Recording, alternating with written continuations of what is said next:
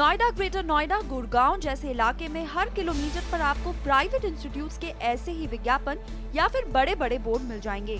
लेकिन उच्च शिक्षा के नाम पर डिग्री बांटने वाले इन संस्थानों की सच्चाई कुछ और ही है। दिल्ली एनसीआर में ऐसे कई संस्थान हैं जो किसी भी पैमाने पर उच्च शिक्षा की शर्तों को पूरा नहीं करते। इनके पास ना तो जरूरी इंफ्रास्ट्रक्चर है, ना ही काबिल टीचर, लेकिन स्टूडेंट को लुभाने के लिए इंस्टीट्यूट तरह तरह के लुभावने वादे करते हैं, जिससे नौकरी की आस लगाए काफी छात्र इनके झांसे में आ जाते हैं। यहाँ पर सारे नॉर्मल कॉलेजेस हैं, सो यहाँ पर अगर आपके मार्क्स अच्छे आते हैं और you are doing something good, I mean practicals and you have some out of box thinking knowledge, something then you can do better here. यहाँ पे इतना कुछ प्रैक्टिकल नॉलेज इतनी नहीं मिल पाती, स्टूडेंट्स को अपने से ज़्यादा एफर्ट्स लगाने पड़ते हैं। देश भर में शिक्षा के नाम पर दुकानदारी का चलन दिखने लगा है।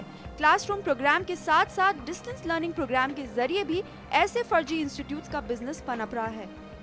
AICTE यानी all India council of technical education के मुताबिक देश भर में करीब 500 ऐसे प्राइवेट इंस्टीट्यूशन हैं जो AICTE से मान्यता प्राप्त नहीं है, जिनमें से अकेले 150 इंस्टीट्यूशन तो दिल्ली से सटे नोएडा जैसे इलाकों में ही फैले हैं। इतना ही नहीं, इन इंस्टीट्यूशन में 400 से 500 कोर्सेज ऐसे कराए जाते हैं जो AICTE के दायरे में नहीं आते। इन फर्जी इंस्टीट्यूट्स की बढ़ती तादाद से बड़े इंस्टीट्यूट्स भी चिंतित हैं। उनका मानना है कि ऐसे इंस्टीट्यूट्स न सिर्फ निजी संस्थानों को बल्कि पूरे एजुकेशन सिस्टम की विश्वसनीयता पर असर डालते हैं। वो मानते हैं कि सुधार के लिए सरकार को ठोस कदम उठाने की जरूरत है, जिसका एक अहम हिस्सा हो सकता है पब्लिक प्राइवेट पार्टनरशिप। उच्च शिक्षा के विकास के लिए 10 लाख करोड़ रुपए के संसाधनों की जरूरत है और ये संसाधन अकेले सरकार नहीं जुटा सकती है। अगर हम ये मान लें कि इसमें से आधा सरकार जुटाए और आधा प्राइवेट सेक्टर के संस्थान कंट्रीब्यूट करें, तो एक बहुत अच्छा पब्लिक प्राइवेट पार्टनरशिप मॉडल हम बना सकते हैं। देश भर के करीब 10,000 इंस्टीट्यूट्स को AICTE की मान्यता मिली हुई है, जिसमें 90% प्राइवेट हैं।